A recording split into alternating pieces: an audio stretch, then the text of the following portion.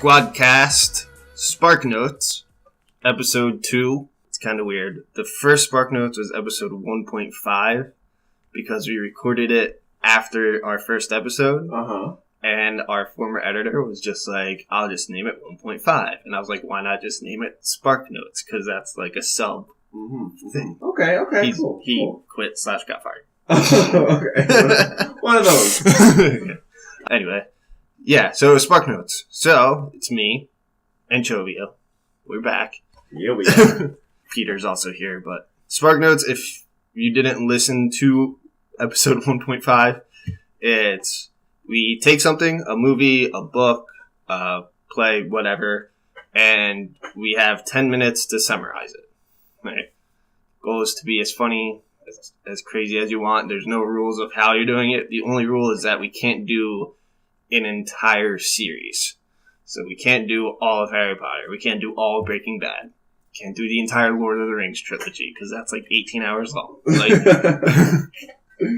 just factual. Yeah, you can do a season. That's a rule. We did that in the last SparkNotes episode, but you can't do a whole series. That is literally the only rule. Anything goes. You could choose anything, do whatever you want, explain it however you want. You just have 10 minutes. Which I guess is the second rule. So there's 2 rules. Yeah. There's no rules. You drunk already, too? Come on. A little bit. No, came back from work, had a few drinks. There you go. But yeah, so I will get the timer ready, the official timer. Do you want to go first or do you want me to go first? You can go first. Okay, I figured because it's your first. Yeah. SparkNotes. Second episode ever. Alright. So I will be doing a Harry Potter musical, which is hilarious, but it's also close to 3 hours long. So I highly recommend watching it. It is on the YouTube, but reserve an afternoon to watch. Okay. Oh, before we do that, the other person will let us know when there's 5 minutes and then 2 minutes, and then just hold up a finger for 1 minute. Got it. Can you do that? I'll do my best. Just, I don't want to be distracted. Like, I don't want to. Yeah. Same thing for you. Mm-hmm. Like, all right. So. Oh, okay. We're stuck. A Harry Potter musical is okay. So it's a musical with Darren Criss' acting group in Chicago. Maybe I don't know where they're placed, but they did their spoof of Harry Potter. It starts off with this huge musical number where you meet everyone. You meet Harry, played by Darren Criss. You meet Ron comes in. Not Ginny. Hermione comes in. Who else comes in? Ginny, and then Draco, Crabbe, Goyle, Cho Chang, Lavender Brown. Basically everyone at Hogwarts just comes in this first number. It starts, they go on the Hogwarts Express.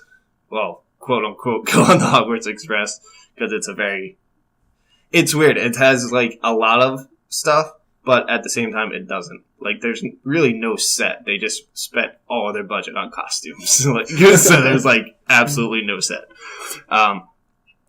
So they do that, they get there, and then they get to Hogwarts, and Dumbledore comes out, and Dumbledore has a little bit of a solo in the opening number. And then they're all sitting in their houses. Yeah. And Dumbledore comes out, and he explains the Triwizard Tournament is happening. This is also their second year, Harry's second year of Hogwarts in this alternate play universe, but the Triwizard Tournament is still happening. So, and also Professor Quirrell's there with Voldemort in the back of his head. So it's kind of like a combination of 1, 2, and 4, 1 and 4, but it's their second year. Anyway, so he's there. Dumbledore explains the whole thing, and then he just shits on Hermione the entire time, which is fantastic. So he's for some reason Dumbledore has this really strong New York accent in the movie or in this play musical. It's fantastic. It's absolutely great. So he explains the Triwizard Tournament is happening, and then Quirrell comes out and explains the rules of the Triwizard Tournament, but it's quite obvious that Voldemort is in the back of his head, because it's literally 2 guys back to back that walk on stage back to back, so it's very obvious. Malfoy is played by a girl as well in this. That's true. Yes. So he is hilarious. Everybody's actually really funny in this.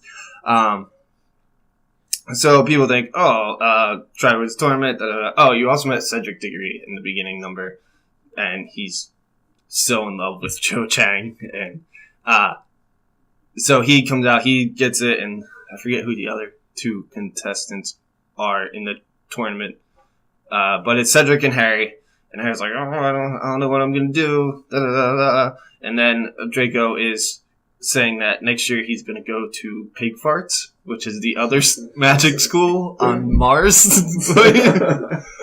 So he keeps complaining or bragging about that, like, oh, next year I'll be a Pig Farts, and then so they find out Harry's in the tournament, even though he's only second year, and then the first one is the Dragons, right? So, I think so, yeah, in the musical, yeah, I know in the book. Anyway, so the way Harry gets it is he does Osseo guitar and just serenades the dragon to sleep. I don't know if it's Osseo or Akio or Osseo. I don't know. I haven't seen this thing. It's a huge debate about how it's pronounced. Anyway, so that's the first task, and then the second task is something. I forget what the second task is. I don't know, but the point of this is that Voldemort is, always in the background trying to interrupt stuff.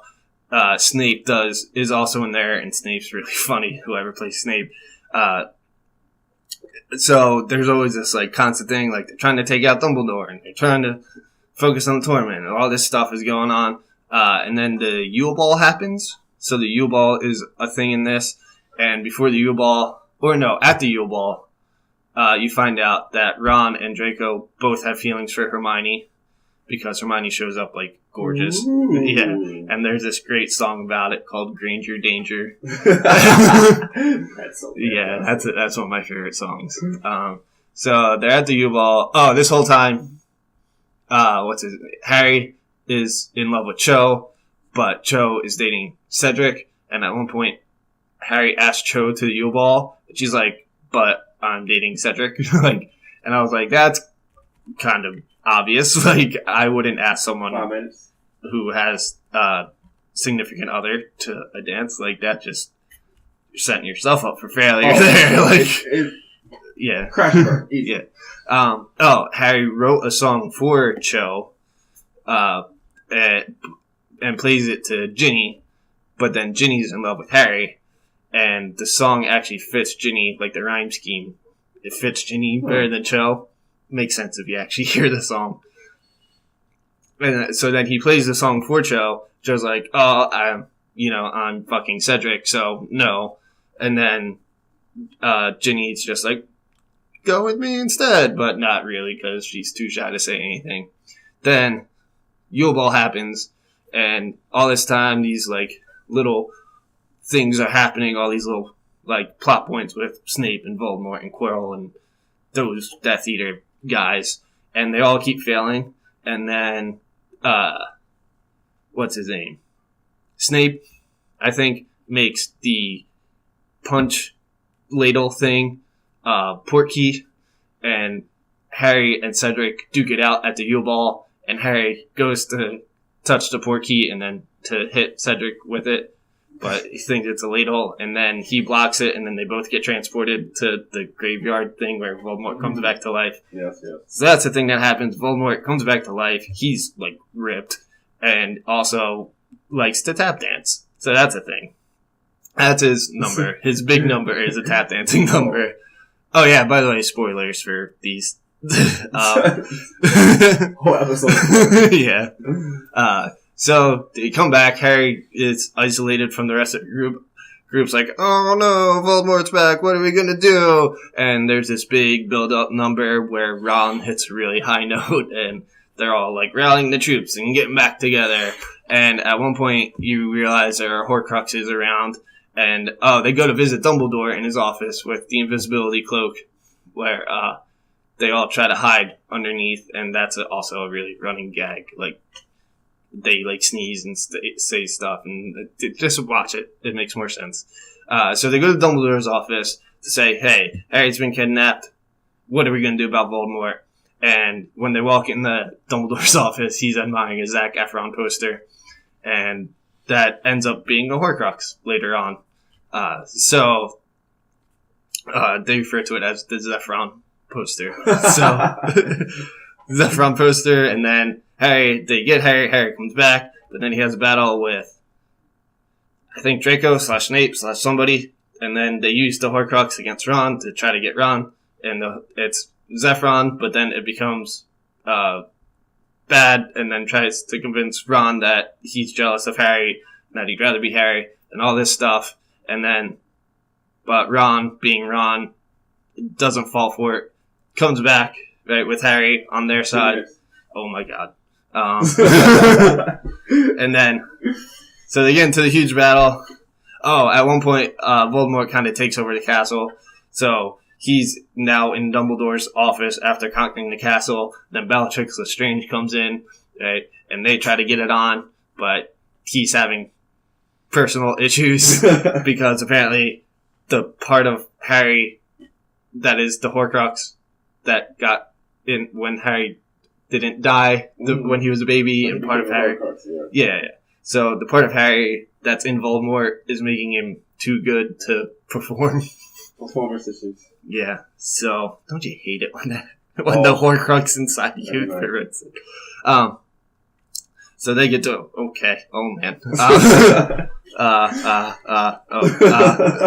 Okay. So they get into this huge battle.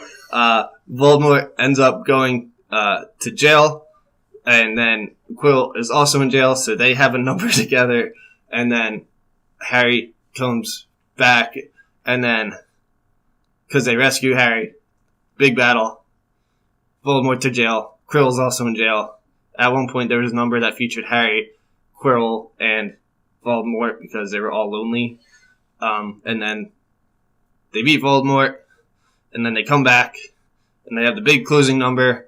And then, the entire time during the battle, there's Ron is wearing a blue headband, and that's actually explained in a Harry Potter sequel that goes back to their first year, and then there's also a Harry Potter senior year that came out and was performed at Comic-Con. I think I covered everything, maybe, probably not. Do I still have, okay, yeah, I'm done. What a great Spark Note there, Tim. Okay. See, I've seen the first one. I didn't know that they made 2 more. Yeah. Well, yeah. So now I'm going to have to go home and watch stuff too. Yeah. So my friend, was it last summer? Yeah, last summer. My friend was like, have you seen a Harry Potter musical? And I was like, no. And they were like, oh, okay, we're watching it. So she put it on, and then she had it on 2 discs, so I guess someone burned it on the 2 discs for her. And it was at the end of the first disc. I was like, oh, okay, cool, it's over. And then she was like, oh, no. I was like, I was like, it's been like 2 hours. Like, how long is this? Yeah. So we watched it, and then she was like, oh, there's also the second one that I also have on DVD, because apparently she has a friend that still burns DVDs. Like, this is 20. Okay. All right, 2017, yeah. I'm going to make you a mix. Right.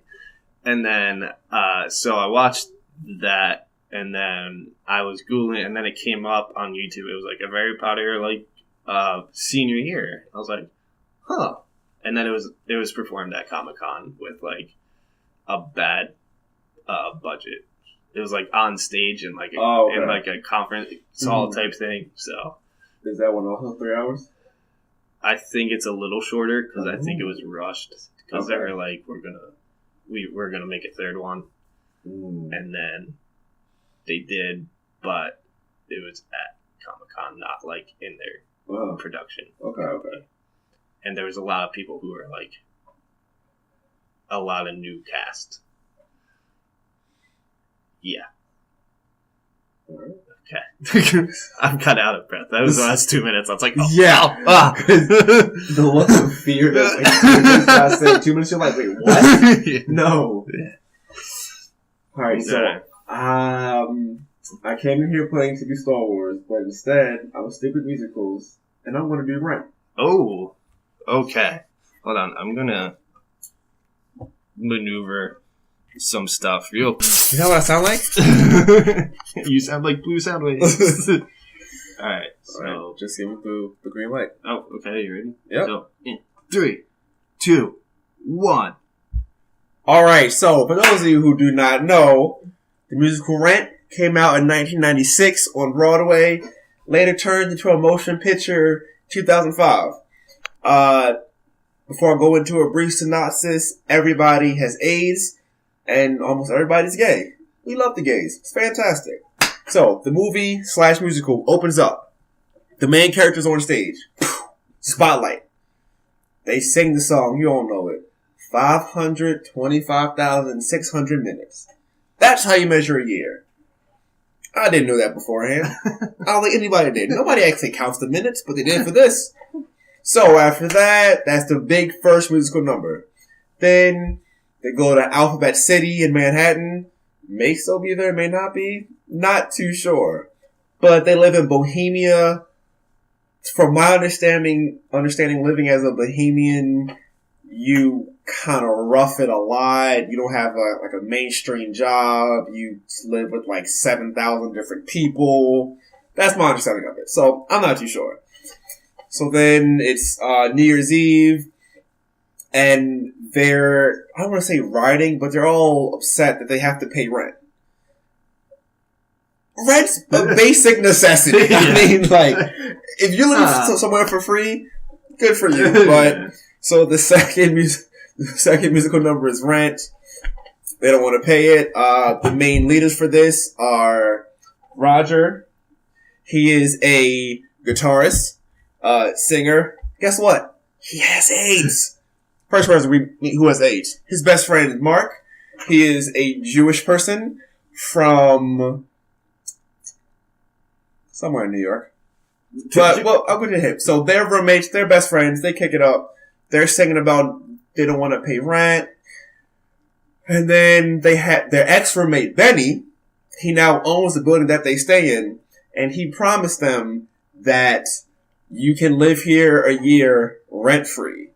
But now that year is up, and they're upset. Oh no, I don't want to pay rent. Bruh, you have to pay rent. Sorry, personal opinion getting away here. So then, that's the next big musical number. And then after that, it's Christmas. Their other roommate, Collins, he comes home. He gets beat up. He gets mugged because, it's New York City in the 90s. Kind of crime-ridden. They take his coat. And then he meets a drag named Angel. And then they begin a relationship. And then that night, the next morning, Collins and Angel walk back in to their apartment. And they were like, hey, what happened? You get your ass kicked? And he's like, yeah, I got beat up last night. And they're like, oh, shit. So that happened. Oh, and guess what? Collins and Angel both have AIDS. Collins gay. Begins dating Angel, who's guy in drag, like I said. And then they sang Today for You, Tomorrow for Me. Great song, great drum solo. Awesome. Then the power goes out, and then they meet, Mimi, 19-year-old with AIDS, climbs into Roger's window with her candle and sings the song, Light My Candle. Roger, instantly smitten with Mimi. Also, Roger's mid-30s probably, so it's kind of creepy. 35-year-old and a 19-year-old, but hey. And then in the play, they go into it, but Benny used to date Mimi, previously, which means she was even younger, and they're on the same age. But then in the movie, they kind of allude to it, they don't really say it. Also, Roger's ex-girlfriend killed herself after finding out that she had AIDS. And then she gave it to Roger. So then that happens. She sings We Light My Candle. They begin a flirtationship, but he's ashamed. He's so angsty. It's the 90s. Oh, I'm trying to write one good song. I don't know if I want to date you, yada, yada, yada. And then in comes their friend, Maureen. Maureen used to date Mark. She left Mark for a woman. So Maureen is now, I guess, bisexual. And then Maureen's girlfriend's name is Joanne. Joanne is a full lesbian, so they began dating. Maureen's putting on this show as a protest. Like in some kind of alley-looking situation. It's kind of a clusterfuck. And then her set's not working, so she calls Mark and Joanne. I mean, you can't be calling your ex to that. So he shows up. Joanne shows up. Maureen's not there. The bitch dipped out. Oh. So now the two exes are there working on it at the same time. And then they sing the Tango Maureen, basically saying how she's super flirtatious, and they both lament about that. And then Maureen finally shows up, and then Mark leaves, go home with Roger. Then after this, Benny comes in and is like, hey guys, I'm going to turn your apartment complex into a studio. Mark, you want to do something with cameras. He's a photographer. This will be perfect for you. And then, Roger, you do music, so this will also be perfect for you. And they're like, no, this is our home that we're staying in rent-free. But now you're telling us we have to pay, and you're going to turn it into the studio, so now we're upset. So that puts a strain in their friendship. Then, at Maureen's show, there are protesters that she rallied. The song sucks. It's called Over the Moon. She's like half talking, half singing. It's super trash. Not a fan. Probably the worst song in the entire movie. And then, Benny's there. He's like, oh, yada, yada, yada. Bullshit. It turns into a riot. Basically, all the main characters get out safely. They go to a restaurant that Mark frequents. And the waiter like, no, not you again. You didn't even pay last time. You got a tea and didn't pay. He was like, oh, whatever. And then like 30 like bohemians wander in. And then they sing the song La Vie Boheme. Great musical number. Very visually aesthetic. Cool. And then that's when and then Roger invites Mimi to this event, but then ignores her because, again, he's angsty. He's an angsty 35-year-old. Too old for that shit. And then they're like, oh, I like you, but I have a secret. I have AIDS. What? I have AIDS too. So then they get together, and then they cut to a montage of the next few months. They're a happy couple. It's fantastic. Then cut to New Year's a year later. Mimi and Roger are having problems. Forgot to mention, Mimi is a heroin addict. So that's causing a rift in their relationship the entire time. He's trying to get her clean. And Roger has problems because his ex-girlfriend was a drug addict. That's how she got AIDS. So he's like, I don't want to see this done to you. They're always fighting. They end up breaking up. Angel and Collins, they're fine. But Angel has a severe case of AIDS. And he eventually dies from it. Everybody is going their separate ways. Benny and his wife, who they mentioned in the play but not the movie at all. It's kind of weird, but whatever.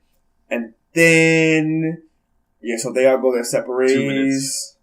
Mark sells the footage of the riot of Maureen's show to a big tabloid. So now he's employed and actually has money. Roger is still trying to write his song. Collins and Angel are trying to deal with Angel having AIDS. Benny's off doing guys know what.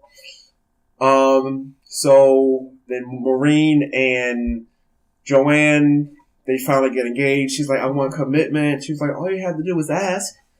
They have this big blow up at the engagement party because Maureen is a huge flirting with some bartender. They sing a huge number, probably the best, top 5 in the whole musical.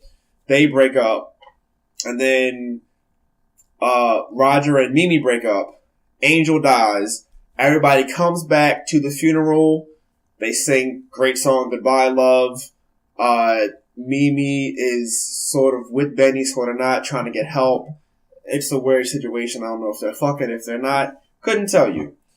And then Roger, he's like, fuck this. I'm out. I'm going to LA. So he just jettisons off to LA. Everybody lives their lives. Mimi gets worse. Roger's like, oh no, I found the song I'm trying to write. It's Mimi. It's about her. Your eyes. So then he comes back home. Conveniently, 2 hours later, they're like, oh, we haven't found Mimi. She's been in the streets for weeks. Conveniently, as soon as he gets home, they find her an hour later in the street, dying. And then Angel, then she's like, she basically dies for like 2 minutes. Roger sings her song. She sees Angel, comes back to life, and they're a happy couple. 10 seconds left. Oh, wow. Well, I sped that up. Now 5 seconds left. Great musical number. Roger sings On Your Own. Sorry, one song, Glory, please try to write a song. Done. Fantastic. Love that movie, though. Love it. Classic. Have you seen it? No.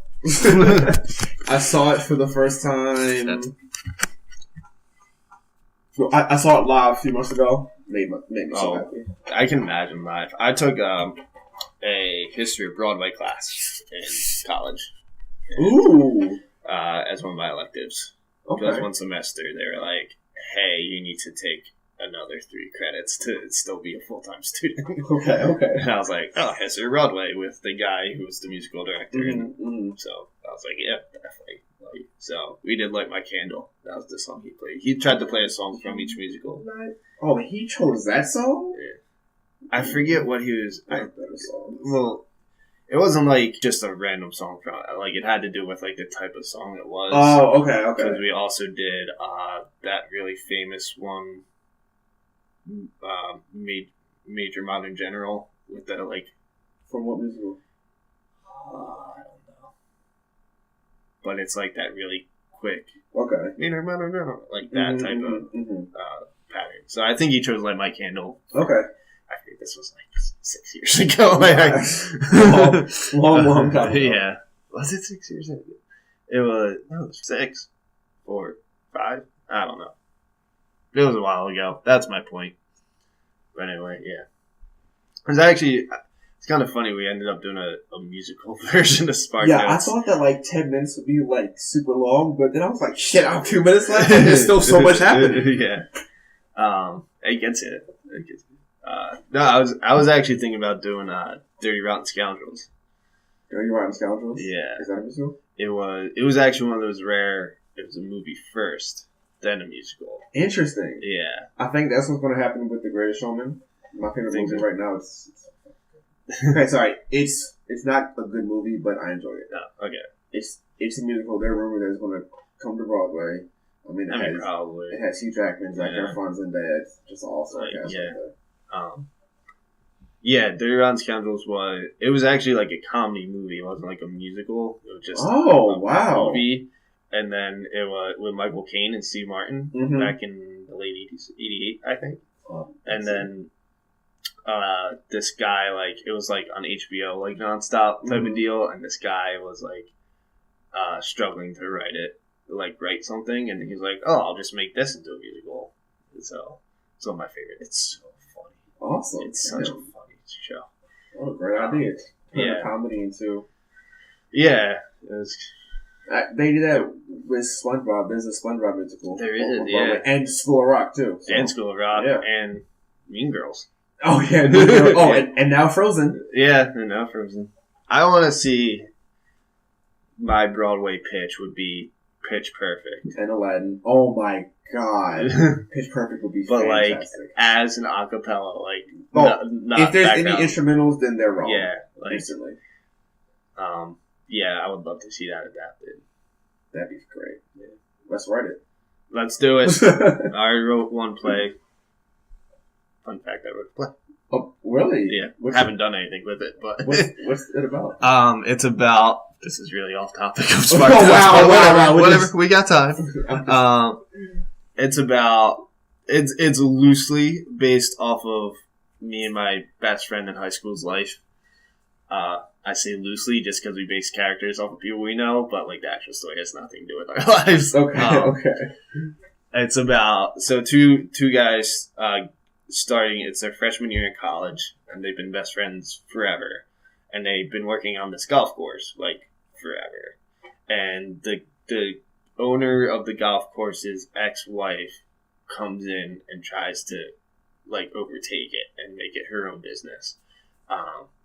But they try to save it, but they go about the completely wrong ways of saving it. So there's 3 different ways they do it. And just, they're trying to put together, and then they're trying to balance Okay, so I'm trying to. There are 7 characters. So there's who was it? So the main character is Patrick, which is me, because I'm a narcissist. There's Luis, which is my friend from high school. Then Patrick's older sister, which is based off of my friend Rita. I think maybe. I don't know. Maybe. Okay. Well, we were at a certain event. Okay. We're at a bar crawl. She was at the bar crawl.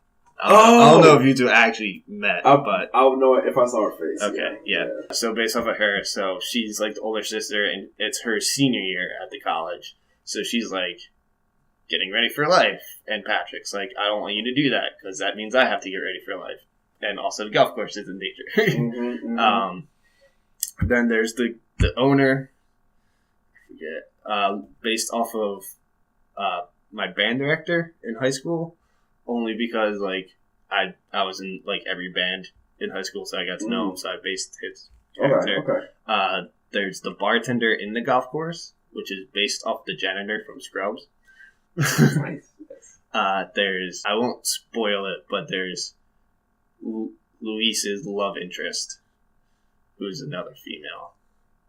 She's just kind of based off of every girl I've ever met ever. Okay. Just kind of like a mix of like laid back, but like also like kind of like Natalie Dormer. Like Natalie Dormer looks like she's always knows something, you know. Yes. But she's also like really flirty and gorgeous. So that's kind of what this character is. Kind of like she kind of knows something you don't. Okay. And then there's the ex-wife. Either I can't count. Oh, that's more than 7 characters. Patrick, Lewis. Maybe Armstrong, bartender. That's his name, just bartender. That's the character's name.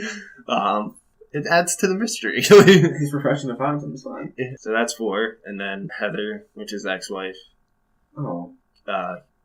Katie, I think it was his sister, and then Jenny, who's the love interest. Okay, I just can't count them. That's 7. Yeah. Yeah. No. Yeah. You're right. You know you play better than me. If you ever want to put that into production, let me know. I'll be an actor. Okay. I am in the process of talking to people about trying to, like, prenatal stages. Oh, like, wow. Wait. Before infancy, like, even before I, like, have people in the theater world, and I'm kind of reaching out, saying, like, hey, I've been sitting on this for a little while now. So... sticking the dick in, like soaking it a little bit, maybe dropping a few bolts here and there. Not even to that stage yet. Oh, you're not even... We're having drinks right now. Oh, yeah, drinks. Okay. Oh, hey, slow and steady. Have a couple drinks. Because I know a lot of people back home.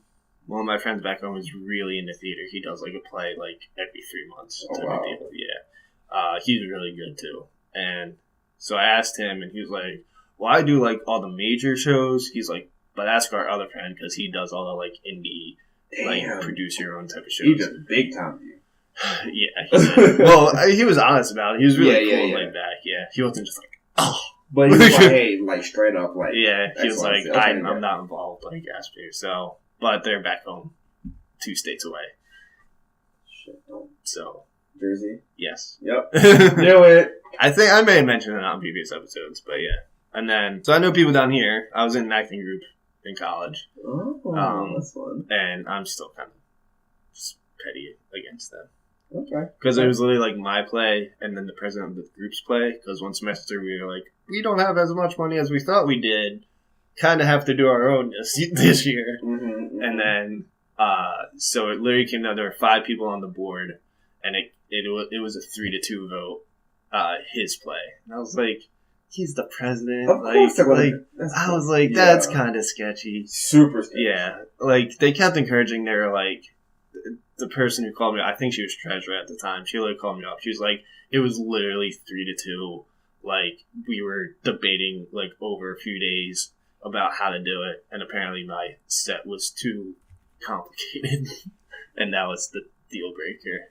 They were like, we don't have the money to make the set you want. And I was like, well, if I could explain that different set pieces are different things, like at one point there's the dorm room, which has a bunk bed and 2 desks, And then I was like, but we can make the desks into the bar in the other scene. Yeah, kind of just in like a lot of plays, like the set pieces are multiple items. Yeah, So, but yeah, I've been sitting on it. But yeah, it is finished. I'm just trying to produce it and make it happen. That's exciting. So, I might even just be like, fuck it. Let's find a stage. Let's do something. Like, let's get people together, do our own thing, and just make it happen. Oh, man. So. If you need people. Oh, I need people. Oh. Sign me up. Yeah. So. Yeah, that was SparkNotes. Kind of went on the tangent there. It's called, so, like, the main conflict is saving the golf course and / relationships with the golf course. And it's called All for One, but it's FORE. Four. Yep. I get it. Golf. Yes. Okay, that was SparkNotes, episode 2. This is supposed to be every 10 episodes. Right now, it's every, 31 episodes. We'll try to catch up. I'll talk to the people, the suits. and see what we can do. But yes, let us know what you think about SparkNotes, and let us know about if you like it and how we did. And yeah, it's been me and Anchovio. Squad.